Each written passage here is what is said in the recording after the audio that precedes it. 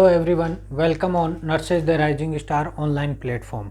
Today we are discussing about common disorders of the mental health. आज अपन mental health से related कुछ common disorders हैं उनके बारे में स्टडी करेंगे। तो अपन सबसे पहले कॉमन डिसऑर्डर के अंदर स्टडी कर रहे हैं disorder of the consciousness.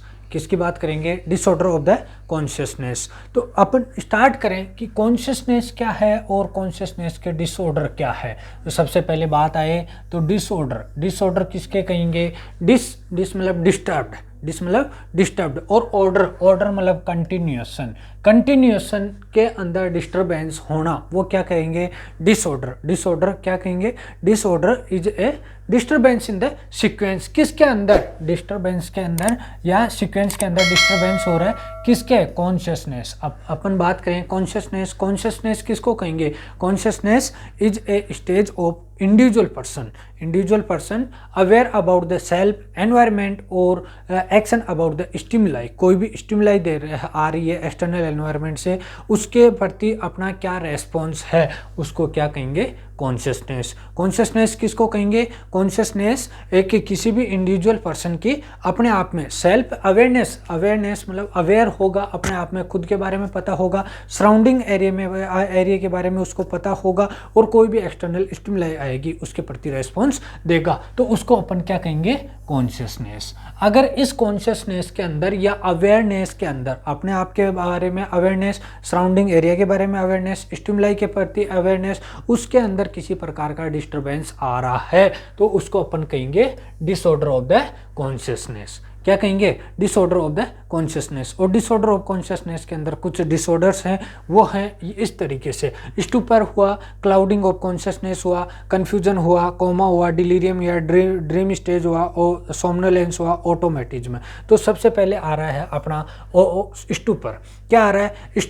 Stupor क्या है? स्टूपर क्या कहा? कॉन्शियसनेस का एक डिसऑर्डर है जिसके अंदर क्या होगा? मोशनलेस होगा, पेशेंट मोशनलेस होगा, उसके अंदर किसी टाइप की एक्टिविटी नहीं होगा, रिमेन एक अपने उसी म्यूट स्टेज के अंदर रहेगा। पेशेंट क्या रहेगा? म्यूट स्टेज के अंदर रहेगा, और आई मूवमेंट और रेस्पिरेशन उसका चलता रहेगा। उसको अपन क्या कहेंगे? स्टूपर। उसको क्या कहेंगे? स्टूपर। उसकी जो भी एक्टिविटी है वो डिक्रीज्ड हो जाएगी। क्या हो जाएगी? डिक्रीज्ड हो जाएगी।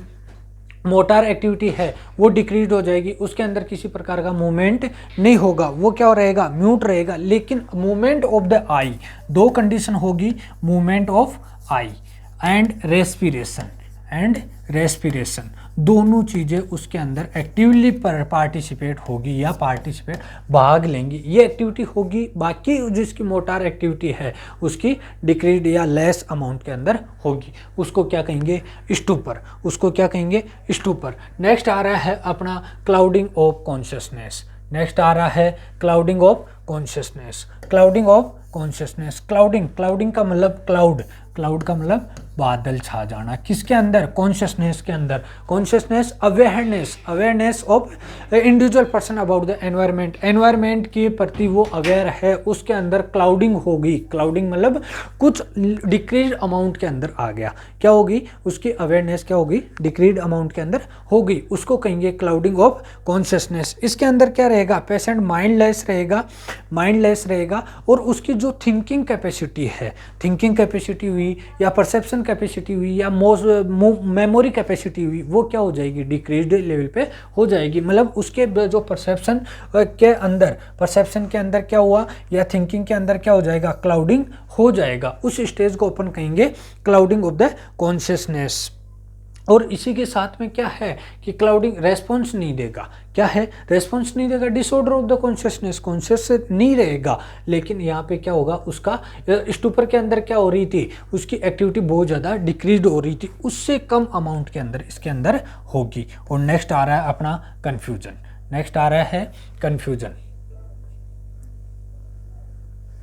नेक्स्ट है अपना कंफ्यूजन किसको कहेंगे?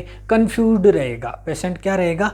कंफ्यूज्ड रहेगा। कंफ्यूज्ड किसके बारे में? डिसओरिएंटेशन। क्या रहेगा? कंफ्यूज्ड में क्या रहेगा? वो डिसओरिएंटेड रहेगा। क्या रहेगा? पेशेंट डिसओरिएंटेड रहेगा। किसके बारे में? अबाउट द टाइम, प्लेस और पर्सन। टाइम प्लेस पर्सन के बारे में वो क्या रहेगा, डिसओरिएंटेड रहेगा। इसके अंदर क्या होगा, कन्फ्यूजन के अंदर, कन्फ्यूजन एक ऐसी स्टेज है जिसके अंदर पर्सन है वो उसके ओरिएंटेशन के अंदर क्या रहेगा, डिस्टरबेंस रहेगा। ओरिएंटेशन किसके बारे में, टाइम प्लेस और पर्सन के बारे में वो डिसओरिएंटेड रहेगा, उसी को क्या कहेंगे, कन्फ्यूजन। और कन्फ्यूजन के अंदर क्या रहेगा, पेशेंट कन्फ्यूज्ड रहेगा, क्या रहेगा, कन्फ्यूज्ड रहेगा। फिजिकल एग्जामिनेशन के द्वारा भी उसके फेस के ऊपर फेस क्या रहेगा, पजल्ड रहेगा, क्या रहेगा, पजल्ड रहेगा, सरप्राइज रहेगा और कन्फ्यूज्ड रहेगा, उसको क्या कहेंगे अपन, कन्फ्यूजन। और ये कन्फ्यूजन है वो मेनली देखा जाता है डिलीरियम पेशेंट के अंदर। क्या किसके अंदर देखा जाएगा, डिलीरियम का जो पेशेंट है उसके अंदर कन्फ्यूजन पाया जाता है। ये अपना कन्फ्यूजन। नेक्स्ट आ रही है अपना कोमा। नेक्स्ट अपन बात करें तो नेक्स्ट आ रहा है अपना कोमा क्या है, कोमा एक स्टेज है, क्या बताया, स्टूपर के अंदर क्या हो रही थी, उसकी जो मोटार एक्टिविटी थी वो डिक्रीज हो रही थी। लेकिन कोमा एक ऐसी स्टेज है जिसके अंदर क्या हो रही है कि जो स्टूपर है, इस स्टूपर से भी ज़्यादा लेवल पे उसकी जो मोटार एक्टिविटी है वो डिक्रीज हो जाएगी। उस स्टेज को कहेंगे कोमा। उस स्टेज को क्या कहेंगे, कोमा वो स्टेज है जिसके अंदर पेशेंट के क्या है, प्रोलॉन्ग्ड टाइम के लिए अनकॉन्शियस रहेगा, उसकी मोटार एक्टिविटी है वो डिक्रीज रहेगी। साथ ही साथ में उसको अगर किसी टाइप की पेनफुल स्टिमुलाई दे रहे हैं, क्या दे रहे हैं, पेनफुल स्टिमुलाई दे रहे हैं, तो वो पेनफुल स्टिमुलाई के प्रति भी रेस्पॉन्स नहीं देगा। उस स्टेज को क्या कहेंगे, कोमा कहेंगे। कोमा क्या है, कोमा एक पेशेंट की motionless condition for a long time period के लिए एक स्टेज है जिसके अंदर पेशेंट पेनफुल स्टिमुलाई के प्रति भी अपना रेस्पॉन्स नहीं देगा। और इसी के साथ क्या आ रहा है, कोमा के अंदर भी एक टर्म आती है कोमा विजिल। क्या आती है, कोमा विजिल भी एक स्टेज आती है या एक टर्म आती है। वो टर्म क्या है, कोमा विजिल, क्या कि पेशेंट है वो पेनफुल स्टिमुलाई के प्रति रेस्पॉन्स नहीं देगा, उसके प्रति रेस्पॉन्स नहीं देगा, उसकी मोटार एक्टिविटी है, मोशन की एक्टिविटी है, मोशनलेस होगा, म्यूट होगा, लेकिन उसके साथ में क्या होगी, उसकी आई ओपन रहेगी। क्या रहेगी, आई हमेशा ओपन रहेगी। उस स्टेज को क्या कहेगी अपन, कोमा विजिल। जरूरी नहीं है कि कोमा के अंदर आई ओपन रहे, लेकिन कोमा विजिल स्टेज के अंदर उसकी आई क्या रहेगी, ओपन रहेगी। उस स्टेज को कहेंगे अपन विजिल, कोमा विजिल। नेक्स्ट है अपना डिलीरियम। क्या है, डिलीरियम। और अभी आपको बताया था डिलीरियम है, डिलीरियम के अंदर क्या पाया जाता है, कन्फ्यूजन पाया जाता है। क्या है, कन्फ्यूजन। तो डिलीरियम भी क्या है, डिलीरियम ये एक प्रकार का डिसऑर्डर ऑफ द कॉन्शियसनेस है, जो क्या होगा, किसी भी टाइप का एक्यूट ब्रेन डिसऑर्डर है। क्या है, एक एक्यूट ब्रेन डिसऑर्डर है, जो ब्रेन के अंदर किसी प्रकार की एबनॉर्मलिटी आ गई, ब्रेन की जो फिजियोलॉजी या एबनॉर्मलिटी है उसके अंदर किसी टाइप की एबनॉर्मलिटी आ गई, उसके कारण उसके अंदर ये क्या होगा, कुछ सिम्टम आएंगे। और सिम्टम क्या आएंगे, क्लाउडिंग ऑफ कॉन्शियसनेस। क्या होगा, क्लाउडिंग ऑफ कॉन्शियसनेस। कॉन्शियसनेस के प्रति है वो उसके अंदर क्लाउडिंग आएगी। साथ ही साथ में क्या होगा, इल्यूजन और hallucination, perception, disorder of the perception के डिसऑर्डर भी इसके अंदर प्रेजेंट होगा। परसेप्शन के डिसऑर्डर जैसे हेल्यूसिनेशन और इल्यूजन। क्या होगा, हेल्यूसिनेशन और इल्यूजन, ये भी दोनों इसके अंदर क्या होगा, प्रेजेंट होगा। साथ ही साथ में क्या होगा, कन्फ्यूजन। क्या होगा, कन्फ्यूजन भी होगा। तो डिलीरियम क्या है, डिलीरियम एक डिसऑर्डर ऑफ द कॉन्शियसनेस की वो स्टेज है जिसके अंदर क्लाउडिंग ऑफ कॉन्शियसनेस होगा, कन्फ्यूजन होगा और डिसऑर्डर ऑफ द परसेप्शन होगा। उस स्टेज को क्या कहेंगे, डिलीरियम। और डिलीरियम क्या है, डिलीरियम एक्यूट ब्रेन डिसऑर्डर है, जो ब्रेन के अंदर किसी भी प्रकार के ट्रॉमा के कारण या किसी एक्सीडेंट के कारण या कोई भी पॉइजनिंग के कारण, कोई भी एल्कोहलिक सब्सटेंस या कोई भी किसी भी टाइप का पॉइजनिंग है, उस पॉइजनिंग के कारण ब्रेन के अंदर ब्रेन की जो फिजियोलॉजी है या एनाटॉमी है उसके अंदर, उस स्ट्रक्चर के अंदर डिस्टर्बेंस आना, उस डिस्टर्बेंस के कारण उसके अंदर ये सिम्टम आएंगे। कौन कौन से सिम्टम आएंगे, क्लाउडिंग ऑफ कॉन्शियसनेस आएगा, डिस्टर्बेंस इन द परसेप्शन आएगा और क्या आएगा, कंफ्यूजन आएगा। उसको अपन क्या कहेंगे, डिलीरियम कहेंगे। नेक्स्ट आ रहा है अपना ड्रीम स्टेट। क्या आएगी? नेक्स्ट है अपना dream state. Dream state, dream state किसको कहेंगे? ड्रीम मतलब सपना। पेशेंट क्या रहेगा? एक ऐसी स्टेज है, क्या है? एक ऐसी स्टेज है किसकी? कॉन्शियसनेस की, कॉन्शियसनेस के डिसऑर्डर की ड्रीम स्टेट ऐसी स्टेज है जिसके अंदर पेशेंट क्या रहेगा? पेशेंट के अंदर हेल्यूसिनेशन आएगा। क्या होगा? हेल्यूसिनेशन आएगा। साथ ही साथ में क्या होगा? वो अपने एनवायरनमेंट के बारे में या स्टिमुलाई के बारे में, एक्सटर्नल जो स्टिमुलाई मिल रही है उसके बारे में वो किसी प्रकार का अवेयर नहीं होगा। उसके अंदर अवेयरनेस के अंदर डिस्टरबेंस आएगा। अवेयरनेस के अंदर डिस्टरबेंस आएगा। किसके अंदर? पेशेंट के जो कॉन्शियस माइंड है उसके या अवेयरनेस के बारे में डिस्टर्ब्ड, अवेयरनेस उसकी डिस्टर्ब्ड रहेगी, उसको कहेंगे ड्रीम स्टेट। ड्रीम स्टेट के अंदर क्या होगा? पेशेंट के अंदर हेल्यूसिनेशन, हेल्यूसिनेशन भी प्रेजेंट होगा, उसको अपन कहेंगे ड्रीम स्टेट। और नेक्स्ट आ रही है सोमनोलेंस। नेक्स्ट आ रही है सोमनोलेंस। सोमनोलेंस, सोमनोलेंस क्या है? सोमनोलेंस किसी भी पेशेंट की एक ऐसी स्टेज है या कोई भी अपन क्या कहें कि एक ड्रीम स्टेट या उसकी एक्सेसिव अमाउंट के अंदर क्या होगा? एक्सेसिव अमाउंट के अंदर day time, excessive day time में स्लीपिंग स्टेज है।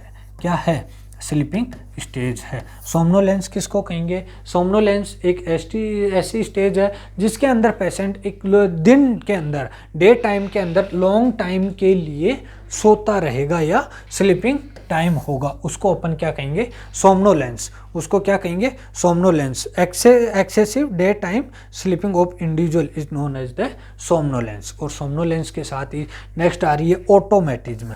नेक्स्ट आ रहा है ऑटोमेटिज्म। नेक्स्ट है ऑटोमेटिज्म। ऑटोमेटिज्म किसको कहेंगे? नाम से पता चल रहा है auto plus matism. Auto plus matism. Auto, auto मतलब सेल्फ।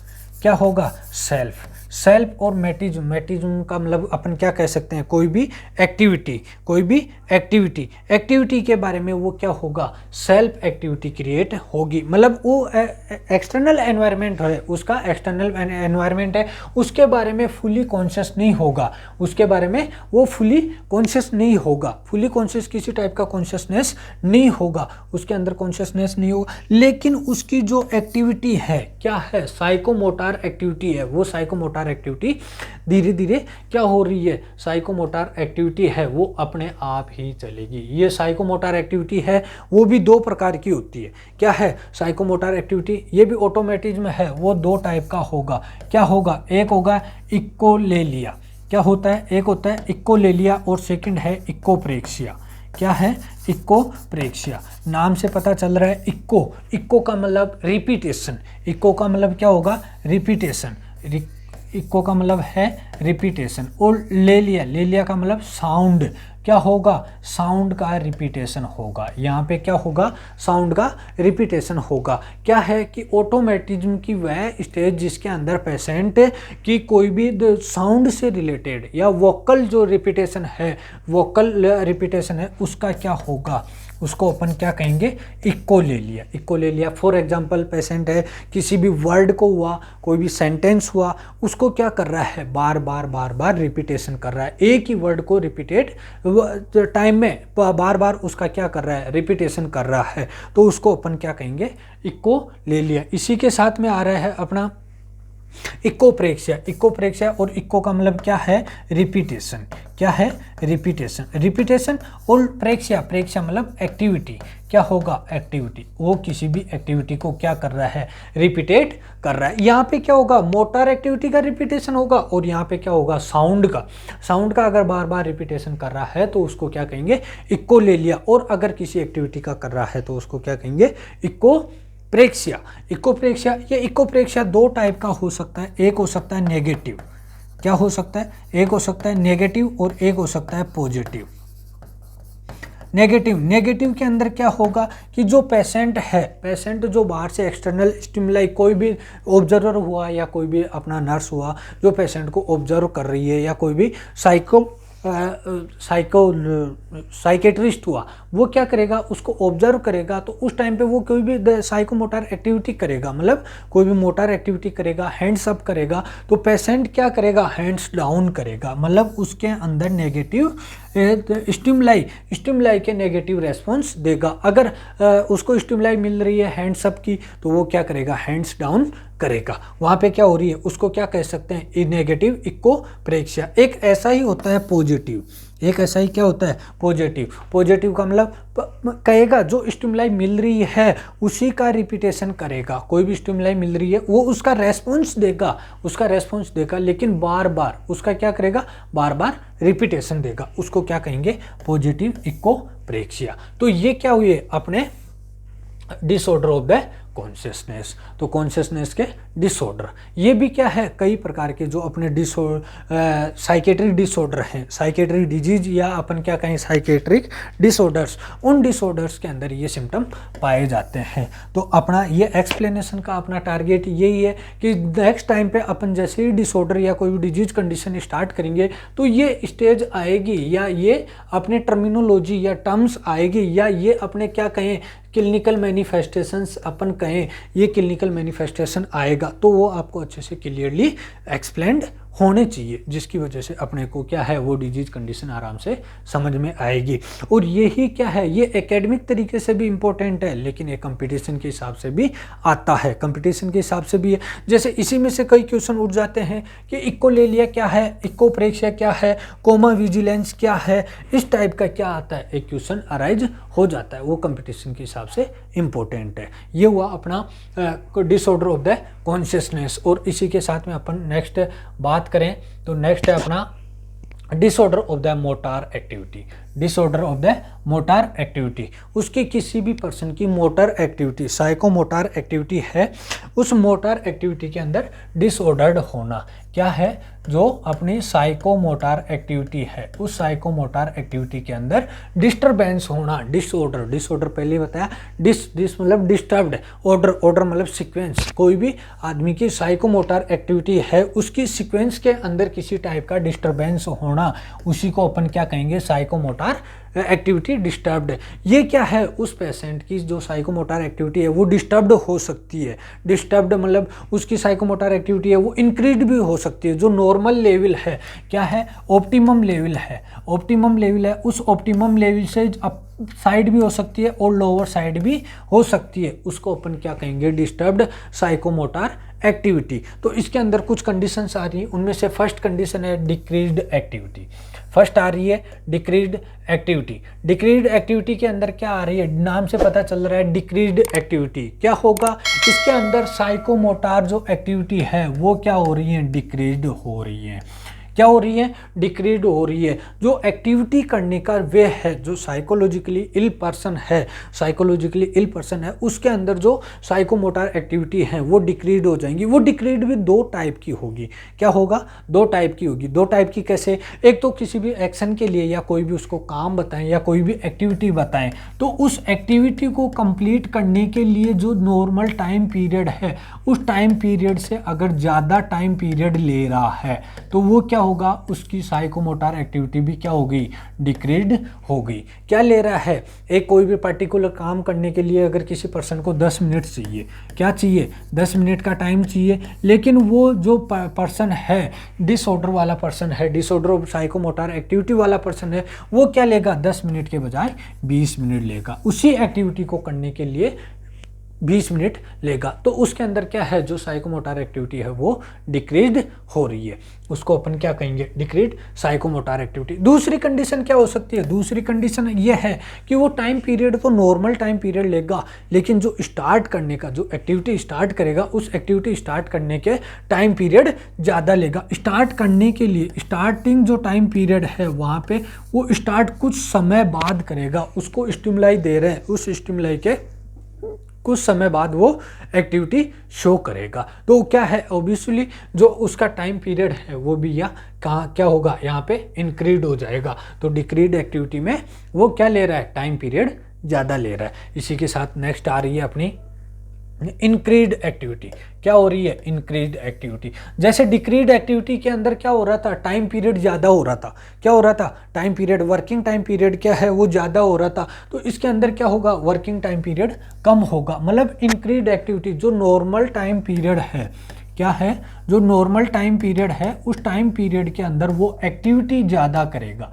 क्या करेगा? उसकी एक्टिविटी करने की कैपेसिटी ज़्यादा हो जाएगी। कैपेसिटी क्या? बार बार या उस एक्टिविटी को वो जल्दी करेगा। या दूसरी कंडीशन क्या है? उस टाइम पीरियड को या एक्टिविटी को जल्दी करेगा। या दूसरी कंडीशन क्या हो सकती है? बहुत सारी एक्टिविटीज़ हैं उनको एक साथ करने की कोशिश करेगा। क्या करेगा? एक साथ कोशिश करेगा। जैसे 3-4 एक्टिविटी है, ABCD है, उन एक्टिविटीज़ को वो एक साथ टाइम पीरियड में कंप्लीट करने की कोशिश करेगा। तो वो भी क्या है? एक तरीके का एबनॉर्मल बिहेवियर है। वो भी क्या है? एबनॉर्मल बिहेवियर है। नॉर्मल जो अपनी एक्टिविटी कर रहे हैं, साइकोमोटर एक्टिविटी कर रहे हैं, उसके अलावा अगर किसी प्रकार का डिस्टरबेंस है, उसके अलावा किसी प्रकार का डिस्टरबेंस है, तो उसको क्या कहेंगे अपन? Abnormal behaviour. तो ये इंक्रीड एक्टिविटी होना, ये भी क्या है? एक प्रकार का एबनॉर्मल बिहेवियर है। और डिक्रीड एक्टिविटी है, वो भी एक अपना क्या है?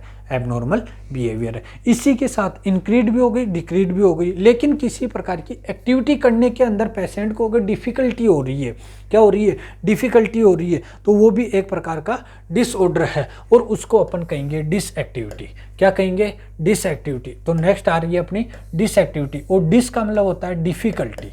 क्या होगा? डिफ़िकल्टी। मतलब पेशेंट को कोई भी एक्टिविटी करने के अंदर क्या हो रही है? डिफ़िकल्टी हो रही है। मतलब अपन नॉर्मल तरीके से कोई एक्टिविटी या स्टिमुलाई, एक्सटर्नल स्टिमुलाई दे रहे हैं कि भाई ये फला काम अपने को करना है, लेकिन पेशेंट को एक्टिविटी नहीं होगी। वहाँ पे क्या होगी? उसकी एक्टिविटी डिस्टर्ब्ड होगी या उसको डिफ़िकल्टी होगी। तो उसको क्या कहेंगे अपन? डिसएक्टिविटी। और डिसएक्टिविटी के अंदर भी अलग अलग प्रकार की डिसएक्टिविटी आ रही है।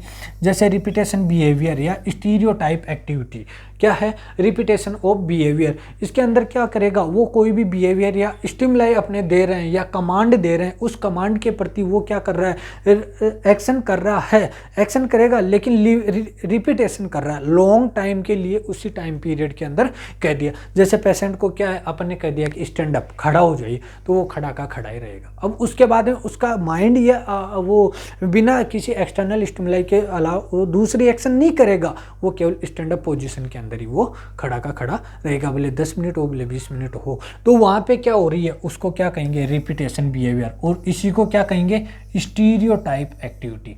स्टीरियो का मतलब एक्टिविटी को क्या कर रहा है? रिपीटेशन कर रहा है। ये अलग अलग प्रकार की है। जैसे मूवमेंट के अंदर हो गया, स्पीच के अंदर हो गया, या पोजीशन के अंदर आ गया। तो पहला क्या है? Stereotype movement. क्या हो रहा है? Stereotype movement. मूवमेंट के अंदर क्या करेगा? रिपीटेशन करेगा। कोई भी स्टिमुलाई मिल गई, उस स्टिमुलाई के साथ में उसके अंदर क्या होगा? रिपीटेशन होगा। रिपीटेशन मतलब कोई भी एक्टिविटी कर रहा है, जैसे चलते चलते ही क्या कर रहा है? कान खुजला रहा है, तो वो क्या करेगा? बार बार कान खुजलाएगा। बातें करते करते क्या करेगा? उसको कॉन्शियस नहीं रहेगा।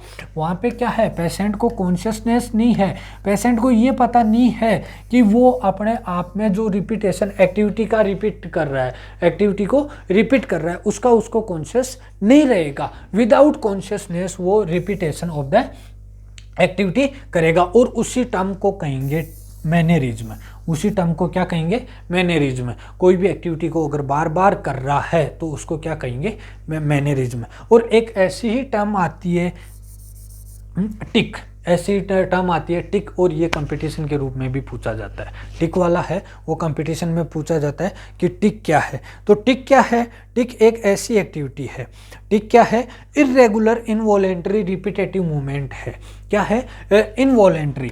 इनवॉलेंटरी मतलब, वॉलेंटरी का मतलब क्या होता है? कंट्रोल, और इनवॉलेंटरी मतलब उसके ऊपर किसी प्रकार का उसका कोई कंट्रोल नहीं होगा। खुद का कंट्रोल अपने बेस पे नहीं करेगा। क्यों? क्योंकि वहाँ पे क्या है? ये कॉन्शियसनेस नहीं होगा। कॉन्शियसनेस नहीं है उसका अपने आप में। इनवॉलेंटरी रिपीटेशन मूवमेंट होगा, उसके अंदर बार बार रिपीटेशन मूवमेंट करेगा। जैसे क्या है? कई पर्सन करते हैं चलते चलते क्या कहे? उसका ये शोल्डर जॉइंट है, इसका मूवमेंट होगा। कुछ टाइम पीरियड बाद में क्या हो रहा है? उसके अंदर मूवमेंट हो रहा है। तो ये क्या है? अपना टिक डिसऑर्डर है, या अपन क्या कहें? स्टीरियोटाइप मूवमेंट है। नेक्स्ट है अपना स्टीरियोटाइप स्पीच। नेक्स्ट आ रहा है स्पीच। ये क्या था, मूवमेंट, मूवमेंट हो रहा था, वहाँ पे क्या हो रहा था, मूवमेंट का रिपीटेशन हो रहा है, और यहाँ पे क्या होगा, स्पीच का होगा। स्पीच का होगा, कोई भी स्पीच या कोई भी वर्ड होगा, उस वर्ड का बार बार रिपीटेशन होगा, और उसी टर्म को अपन क्या कहेंगे, वर्बिग्रेशन। वर्बिग्रेशन मतलब बड़बड़ाना। क्या करेगा, वर्बिग्रेशन का मतलब बड़बड़ाना। तो इसके अंदर क्या होगा, जो भी वर्ड होगा, कोई भी वर्ड हो सकता है या सेंटेंस हो सकता है, या सेंटेंस हो सकता है, उस सेंटेंस का क्या होगा, रिपीटेशन होगा। क्या होगा, बार बार वो पेशेंट क्या करेगा, रिपीटेशन करेगा। उसी कंडीशन को अपन क्या कहेंगे, वर्बिग्रेशन। उसी कंडीशन को क्या कहेंगे, वर्बिग्रेशन। और नेक्स्ट अपना आ रहा है स्टीरियोटाइप पोजीशन। नेक्स्ट आ रहा है stereotype position. Stereotype position, stereotype का मतलब आपको अभी बताया कि स्टीरियोटाइप का मतलब क्या होता है, रिपीटेशन। क्या होगा, रिपीटेशन। और पोजीशन ये क्या था, मूवमेंट, ये स्पीच, और ये क्या है, पोजीशन। पोजीशन मतलब कोई भी पोजीशन होगा, उसी का क्या होगा, रिपीटेशन होगा। रिपीटेशन का मतलब जो एक पोजीशन पेशेंट को अगर दे दी तो वो उसी पोजीशन में रहेगा, वो चेंज नहीं करेगा। कब तक, जब तक उससे बाहर से कोई स्टिमुलाई नहीं मिलेगा या कोई बाहर से कमांड नहीं मिलेगी, जब तक वो उसी स्टेज या उसी पोजीशन के अंदर रहेगा, उसी पोजीशन के अंदर रहेगा। तो इसको क्या कहेंगे, स्टीरियोटाइप पोजीशन। इसको क्या कहेंगे, स्टीरियोटाइप पोजीशन। और इसी स्टीरियोटाइप पोजीशन की अपनी टर्मिनोलॉजी है वैक्सी फ्लेक्सिबिलिटी। इसी क्या है, वैक्सी फ्लेक्सिबिलिटी। वैक्सी फ्लेक्सिबिलिटी क्या कहेंगे, वैक्सी फ्लेक्सिबिलिटी, वैक्सी नाम से पता चल रहा है, वैक्सी मतलब वैक्स। वैक्सी का मतलब क्या है, वैक्स मतलब मोम की तरह उसी एक ही पोजीशन के अंदर रहेगा। और फ्लेक्सिबिलिटी का मतलब फ्लेक्सिबल, वो उसी पोजीशन मोम की तरह फ्लेक्सिबल रहेगा। जैसे मोम को गर्म करने के बाद में एक ही पोजीशन के अंदर उसको पोजीशन प्रोवाइड करते हैं, तो वो उसी पोजीशन के अंदर रहेगी। वैसे ही क्या है, ये वैक्सी फ्लेक्सिबिलिटी है। और इसी स्टेज या इसी कंडीशन को अपन कहेंगे कैटेलेप्सी। इसी को क्या कहेंगे, कैटेलेप्सी। और इसी कैटेलेप्सी से रिलेटेड दूसरा वर्ड है कैटेप्लेक्सी। क्या होगा, कैटेप्लेक्सी। कैटेप्लेक्सी के अंदर क्या होगा, उसकी जो मसल्स मूवमेंट है, क्या है, मसल्स मूवमेंट है, मसल्स मूवमेंट है या मसल्स जो टोन है वो डिक्रीज हो जाएगी। इसके अंदर क्या होगी, कैटेप्लेक्सी के अंदर क्या होगी, उसकी मसल्स की जो मूवमेंट है या टोन है वो डिक्रीज हो जाएगी। और ये जनरली देखी जाती है सीजर वाली कंडीशन में। सीजर वाली कंडीशन के अंदर ये देखी जाती है। सीजर आएगा, उस सीजर वाली पर प्राइमरी स्टेज के अंदर ये कैटेप्लेक्सी की स्टेज देखी जाती है।